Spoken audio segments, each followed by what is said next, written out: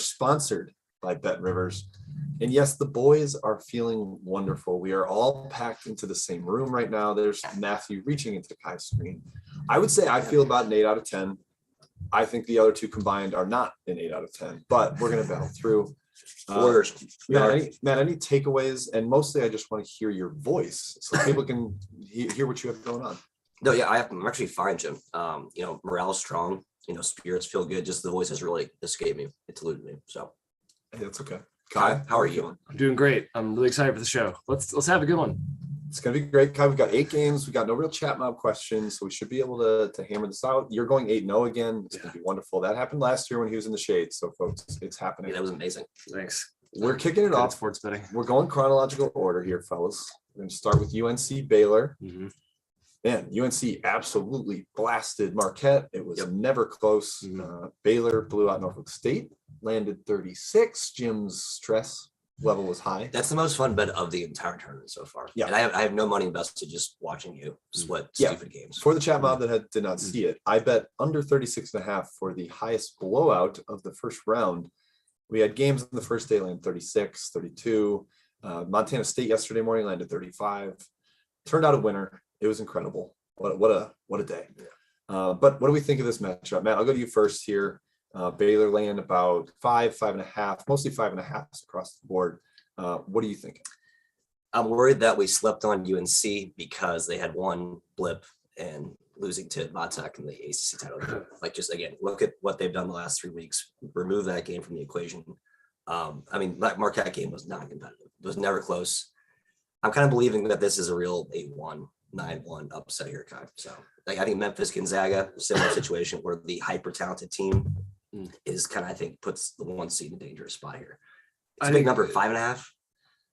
Yeah, horse hockey, Matthew. Baylor's going to win and cover this game. There's not a big offensive rebounding edge for Baylor. That's kind of what they do. UNC is good at rebounding, number 2 in the country, defensive rebounding. It's not bad. UNC lost by 17 to Tennessee, 20 to Duke, 28 to Miami, $1 billion to Kentucky. They get blown out by really good teams. They take bad shots. I trust Baylor. I don't trust UNC. Baylor. Yeah, I'm leaning Baylor too. UNC, I think, was able to play fast against Marquette. That certainly helps their offense get on transition. They were hot. They were knocking down shots early. Yep. Baylor should contest better. And I trust the 7-man rotation that Baylor has. I know there's been a lot of chatter that they're the vulnerable 1 seed. Like we said, that was the same chatter about Michigan last year in the same spot in the bracket. They got by LSU, a very talented LSU team in the second round. I think there's a lot of parallels to that game. So I am actually leaning Baylor here. I think the execution will override UNC's talent. And UNC could kind of bully Marquette too, kind of a shorter, smaller front line. Baylor's not all that dissimilar. So we'll see maybe if UNC can attack that angle, but I don't know. I'm not betting against my Bears though. Yeah, I mean, it's like Thamba, Sohan, Brown, like those guys aren't bullyable, I would say. No JTT does hurt to battle Baycott, who will likely probably have 20 and 10 as he is wont to do. But that's okay. Yeah, it's a Baylor lean for me. All right, let's go Kansas and Creighton guys coming up next. Big injury news here. The Blue Jays just keep falling into the MASH unit. We know that Ryan Emhart is out, but also the other Ryan, Kalkbrenner, is out as well. The third Ryan, Hawkins, is in there. They're going to need a lot from him, Kai. Yes. Going to need to knock down shots against KU. I just think the interior is going to be a smackdown where Kansas can get easy buckets without Kalkbrenner on the floor. Normal people would say that KU blows them away, but Creighton's not a normal team. They do things that are weird. They keep covering when they shouldn't. The game against San Diego State was a miracle. Maybe this is just a destiny team, Matthew. The Ryans matter a whole lot. KU should be favored by a lot more than 11.5. But I'm going to lean towards Creighton because why not? This team is just on a roll. You know who matters is Remy boys. Remy Martin looked great last game. Yes. KU has scored 1, 2, 3, 4, 5 in a row heading to this one, basically coinciding with his return, him playing more than 10 minutes a game. 15 points, 12 points, 10 points, 4 assists, 3 assists. Has not turned it over since March 10th. That's good. That's pretty good. And I think he's like just the ultimate stabilizer for that offense, which can sometimes get a little bit stagnant. Now you're right, Jim. I think the key here is they need to punish the Jays inside without Kalkbrenner here. So we'll see. Did we get like the McCormick dominant game or the McCormick happy feet game? That's what we need to. That's what KU fans are watching. Yeah, I mean, Kalkbrenner was kind of the identity of this team. They morphed into interior defense, tough to get easy buckets. They can score inside on you too. Without him, I think they're going to have to scramble a little bit. And when you also don't have your point guard, that doesn't really sum to a great effort. So I know that that's kind of the spinny play here to say Kansas, and the line is a little inflated up to 11. But I'm still leaning Jayhawks. I've been really, really impressed with them over the past 2 weeks or so. So yeah, cheers to Kansas. That Wide open field too, as we discussed. Midwest, Downey soft. Yeah, they'll get there. Don't worry. We'll see. Richmond might be in the Final Four. We'll get to Richmond in a second, though. Before we get there, we're going chronological. We're going Michigan versus Tennessee. I'm going to try to keep these two under control, folks. It's difficult right now. Wolverines, they get Devontae Jones back after he had his concussion, missed the opening round. Michigan with a furious comeback after starting down 15 to a hot shooting Colorado State team. Give the ball to Hunter Dickinson, Jim. What are we doing? Right. Juwan Howard. That was the perfect example of watching the game, seeing how difficult Colorado State's shots were. And then every time Dickinson got it, it was just a little baby half hook swish, easy money. Tennessee's got a lot more size than that, though. They can battle. They blew out Longwood, aided by hyper hot shooting Kai. Yes. Are we thinking that they get that again? I'll be honest. I think this is a little too high. I think Dickinson can still score at will. Adding Jones back helps. Yes. I'm leaning Michigan +6. Yeah, assuming Devontae Jones is back, fellas. We assume of this. He traveled. That's a good sign. I think it's too high as well. I think Michigan +6 is the way I'm going to play it today. Dickinson has an edge, even over Tennessee. I am worried about how good Tennessee looked against Longwood, but this is a much bigger step up in competition. Matthew Cox. Our guy Frankie Collins, maybe. I think if He played well. even if Jones isn't effective today, I think you got to feel good about what you saw from Collins. 14 points, and he's an awesome defender. So you actually get probably an upgrade from Collins over Jones defensively. I love what Michigan's doing right now. I just wish they go to Dickinson and Devontae more up front. Like they have Dickinson floating on the perimeter too much as like the kind of handoff guy. Yeah, it's like a cute thing. Hey, he can shoot now. Right. You don't need to focus on and that. again, in this matchup, I mean, again, Tennessee is big and physical, but I think you can score on 4% up front of the paint. Like I think they're longer and more physical at the wing than they are really up front. So hopefully Phil Martelli behind the curtains, puppeteering the strings, Juwan Howard drawing some stuff on the clipboard, go inside Wolverines. But yeah, +6.5, hardly information. Yeah, I mean, Martelli helps. I think part of the issue too for Tennessee is like they're getting minutes from Plavsic. Like great, he gives them some size, but I think that makes him easier to defend when he's on the court. He's not really an offensive threat. You can just hack him at the rim, and he's not a great free throw shooter either. So yeah, Michigan would be the lean for me. I think they're trending up, kind of closer to preseason expectations. We thought these two would probably be about equal, or Wolverines even slightly better. So Jim, what's the Juwan Howard as a player or a coach has never gone out before the Elite Eight? Is that the stat? wow, Wow. how about that? Galaxy brain stuff. So trends are all that matter in sports betting. So that's definitely true. So he'll win this game. Lock it in. Yep. Sure. Boom. Resounding bang. Michigan. Michigan it is. It sounds like we're endorsing a little bit of a sprinkle as well, Yeah, fellas. I'll sprinkle. Sure. Yep, I think that's fair. Why That's not? reasonable. All right, let's move on to another game where maybe not the expectation for the matchup here. I think there's somewhat of a foregone conclusion that Iowa would be here. And then South Dakota State was the cute upset pick against Providence. Neither one was able to get through. The Spiders took down Iowa. The Fran does not make the second weekend. Tradition continues. And Providence, man, they just win games. They got some breaks. I don't know about that foul on the 3-pointer and Jared Bynum late in that game. That was a large swing. Bad. Or it was a kick out of the leg, but it's neither here nor there. He made his free throws. The Friars move on. Now they're laying 3 up to 4, getting to be a slightly big number here. You got two super experienced teams, both top 20 in the country, a lot of fifth-year seniors in this game. So Matt, Providence does not have an experience edge for like maybe the first time ever. Villanova, I guess, maybe a team that is as experienced as them, and they lost twice. Does Richmond hang around here? Maybe you can pull the upset. What do you got? On one hand, I'm tired of betting against Providence at this point. That team has the largest horseshoe and it's not going anywhere. It's lodged safely up the rear. However, calculate the spread. I'm seeing -4 versus they just played Iowa, like -10.5. That's a 6.5 point jump. Yes. I know Richmond's awesome. I've been the NCAA Spider flag bearer all season. The Arachnids have assembled. They are coming. I think the spread's too short. If anything, I lean Providence, but I am not betting against the Spiders right now. Is Richmond 2 points worse than South Dakota State? I don't think so. I'm going to go the Spiders. I'm going to go I kind of down. like that angle. I agree. I'm going to go down with the ship of fading Providence. Shot quality had South Dakota State winning that game by 9. Wow. because they got better shots and they just missed, and they're the best shooting team in the country. Oh, Providence isn't lucky, blah, blah, blah. They're a little bit lucky. I will go with Richmond +4. Yeah, +4 feels like the right side of me. I fully think Providence could win, but they win close games. Yeah, Like they laying a bigger number with do. them They do. is stressful because everything comes down to the wire. 4 feels just like a bridge too high for me. I'm not betting this one, but where 4 is at, where the number's at, I would lean towards the 4, getting the 4 rather than laying it. There's no chat mob to get to, guys, here. They're concerned about us, but it Are they? seems though. No, they are. They've sent, I think flowers are on the way. Oh. A few care packages That's great. of different varieties. So Thanks. we should be getting the next hour or so. Just heads up. That's great. Yeah. But you know what we're going to do? We're going to talk St. Mary's UCLA, Yes. and I will just come out with it. This is my favorite game of the day. I love the Gales here. I just love the Randy Bennett coach squad. They're so disciplined. They never beat themselves. And I feel like UCLA is a little more erratic. They have a higher upside. The gear they can get to with Juzang and Jaquez is about as high as it gets. But I think Randy Bennett's going to have a terrific plan to deal with them. Matt, the one thing that's tricky here is that St. Mary's defense is designed to force you into taking tough jumpers. Yeah. And UCLA is like, we love the tough jumpers. Give them to us. We Right. take them all the time. So if they make enough, they're going to compete. But I just, man, I trust St. Mary's. I trust Randy Bennett. My best bet for the show today is +3. The Gales, I think they hang close. I also think they win. So Nice. slight sprinkle there too. What do you think, Matt? Yeah, I'm going Gales. Just out of principle, I've been a Gales guy all year. I mean, Indiana fans are probably like, oh my God, this St. Mary's team is awesome. Yes. I'm glad they got to see like the Holy Deluxe A++ version. Mhm. Now that they blow all the bullets in the chamber, Kai, we know UCLA should probably play better. I know Akron was a tough matchup for them, but you have to think they're going to play a little more fluid today.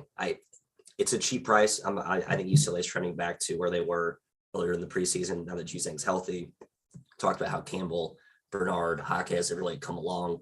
I think St. Mary's can score through the post though in this game. I Yeah. really do. I know Corona's pretty good defense team, but just with the multiple options that the Gales can play through the post, I think there's all that inside out action.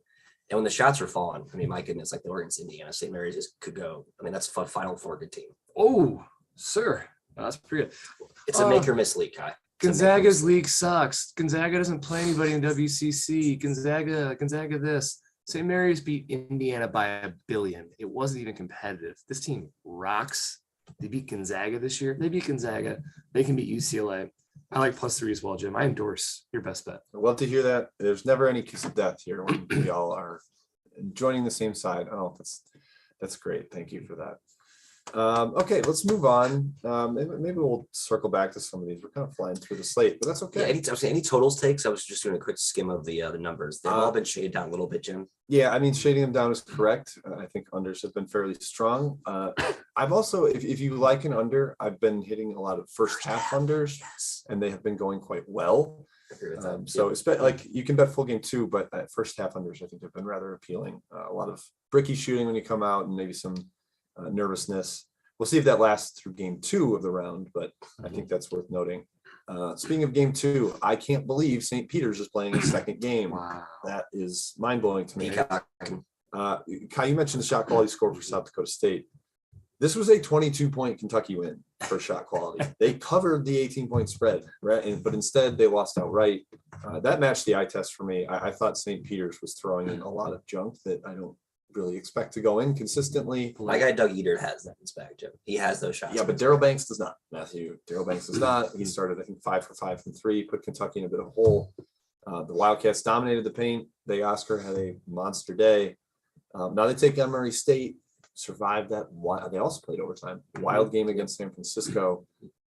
I kind of think we see St. Mary's trend back, St. Peter's trend back to where we expected them, which is not that great of a 15 seed. And I just believe in Murray State. There's so many weapons on that team. Maybe a little bit of concern with Carter Collins had rolled that ankle a little bit. I agree. But Trey Hannibal is great. A perfect stub in there. So Kai, I'll go to you here first. Yep. Racers, Peacocks. What do you think? Racers, best bet. Murray smash. This is under 10. Good God. St. Peter's had the game of their life yesterday. It was a total fluke. Not yesterday. 2 days ago, it was a total fluke. The days run together in Las Vegas. Happy for Shaheen Holloway. That basically won him the Seton Hall job if Willard wants to go to Maryland. So congrats to Shaheen Holloway on getting a better job.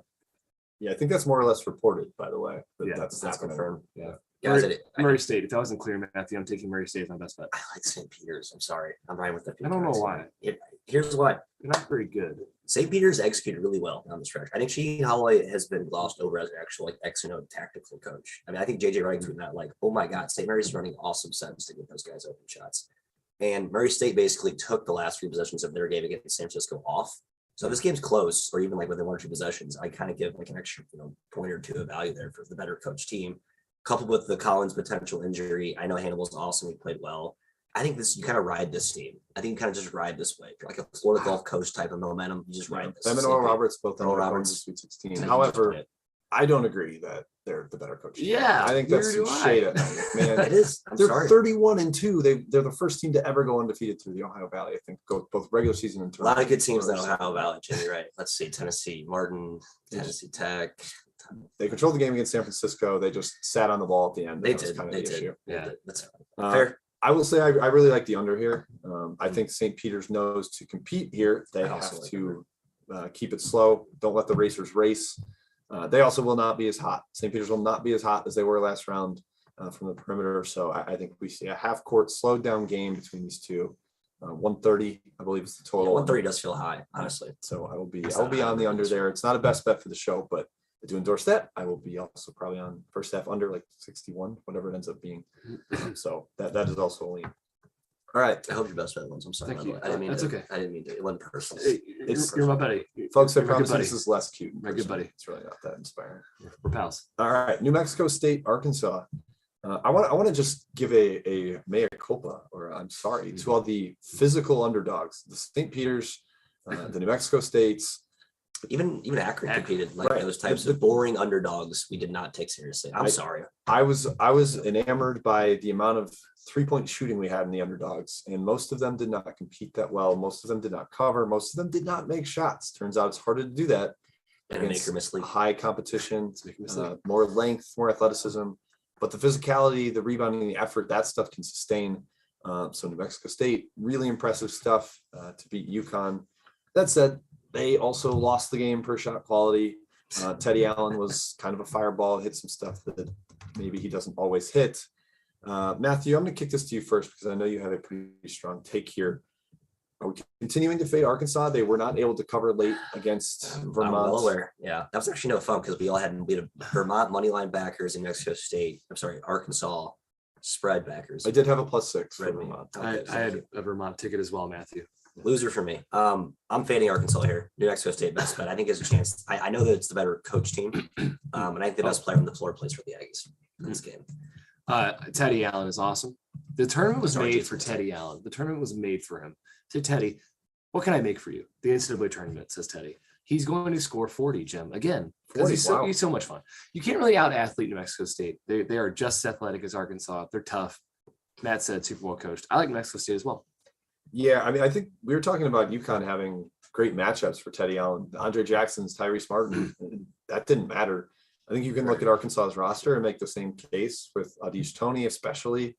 Umude is not really a lockdown defender, but Toney, I think, is the right guy to throw at him. But we just saw him beat up 2 excellent defenders and take a really good UConn defense to the woodshed. So I'm leaning New Mexico State as well. I faded Arkansas last round. New Mexico State being equal or around the same as maybe, I guess, a little bit worse than Vermont. That's what the line's telling us, because that game closed 5. We're getting 6.5 here. So I think it's too much. It's too high. Yep. I will take the Wolfpack, New Mexico State +6. I don't really have a take on the total there. The Aggies, Wolfpack. Goodness. I'm so sorry, New Mexico State fans. They're going to light me up for that. I was wrong. Okay, final game on the slate. And again, we can circle back to any questions in the chat. I'm scouring now. Scour away. Memphis and Gonzaga. Nightcap here. Gonzaga, best team in the country, but they are playing a team where they have 0 athleticism edge over. And honestly, I thought it was kind of jarring watching Georgia State compete with them in the paint. Basically until Alil Saseme got hurt for Georgia State. They also had a bunch of foul trouble with their bigs behind him. That kind of proved to me that if you have legitimate size, you can negate Gonzaga's total paint advantage. You can compete with them, and boy, does Memphis have that. DeAndre Williams, Malcolm Dandridge, Jalen Turin, of course, the future lottery pick. This is going to be a big test for the Memphis front line. Gonzaga does not force turnovers the way most teams can take advantage of Memphis's sloppy offense. So, Kai, what do you think here? 10-point spread, double digits for the Tigers. Yeah. Is that too high? It's too high. It's going to be a close game. I'm going to take Memphis here. Georgia State hung for a while, Jim. Like you said, Memphis is like a Megazord Georgia State. A Megazord Gyms from Power Rangers. I'm well aware. I'm well versed in Power. Yes, okay. It's a ripoff of Voltron, Matt. Voltron was an old cartoon back in the 80s. I'm sure he was. Okay, I'm taking Memphis. Yeah, I'm taking Memphis too. The number's stale. It's kind of meant out. Like by the time I get around the book, it'll be 9.5, 9 everywhere. There was a 12.5 opener, and we all thought that was This is too high. well high. Yeah, I know the whole Gonzaga thing. Are we now going to abandon ship because we saw them basically play a stalemate with Georgia State? No, it's a tough matchup. It's a tough matchup. And they also put a 24-0 run in them. So And they that looked matters like too. That's part of the game. completely, yeah. I mean, Georgia State probably should have started the game. Anyway, I do like Memphis though. Again, you guys hit all the right points. This total, Jim, high number and has been bet up to 155. It's very rare to see a postseason game bet up. Yep. The way the market Especially has at a number been, that is this high. So I'm seeing Michael Adair in the chat endorse the over. It should be a track meet. Like I think Memphis has been a bit of a pace taker this year. yes, agree. They'll get seduced in Gonzaga's tempo. Agree. Yeah. Right. They want to run, but when they play a slow team, they don't have the guard play to control the tempo. Now they're playing a team that absolutely wants to speed up, and Memphis says, sure, let's run. Let's do this. So as long as efficiency is somewhat there, I think the pace will be there for the over. I'm kind of with Mr. Adair in the chat there. So lean to Memphis, lean to the over.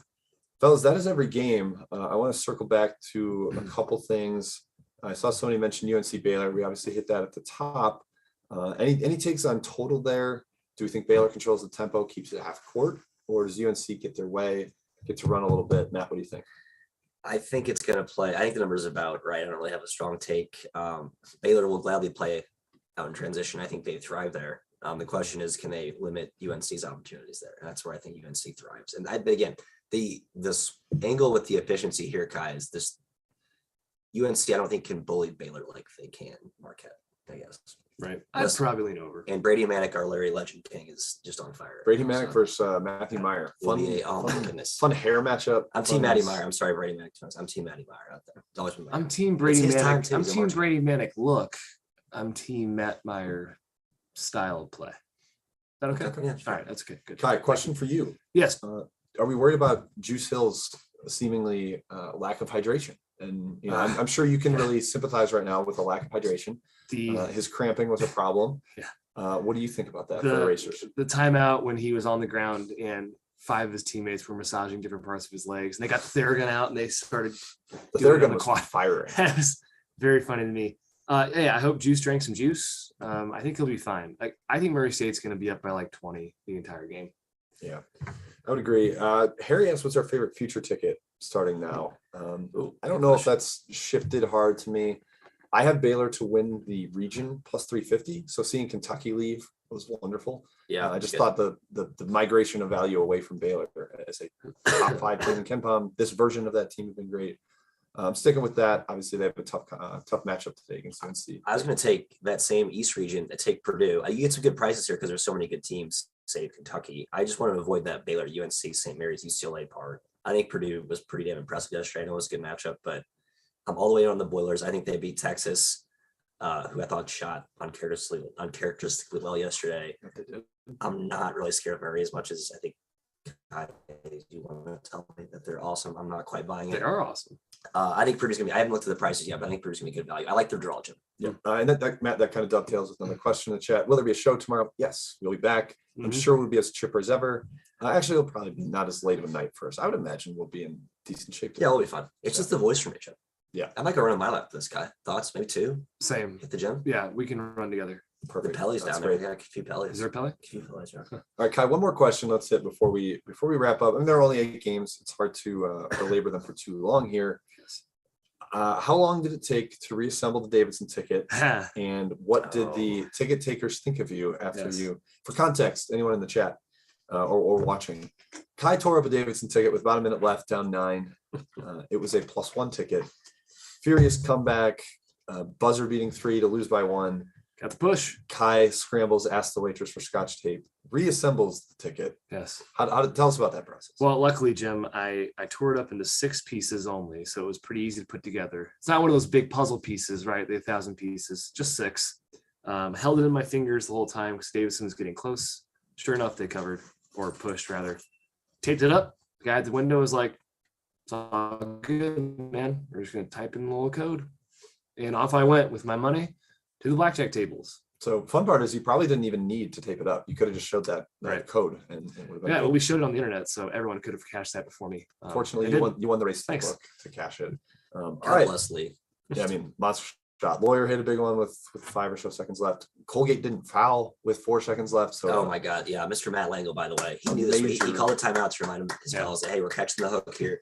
We're covering the The spread. dogs have been called. That's right. Hands off the wheel. a major hat tip to Colgate for that late night cover.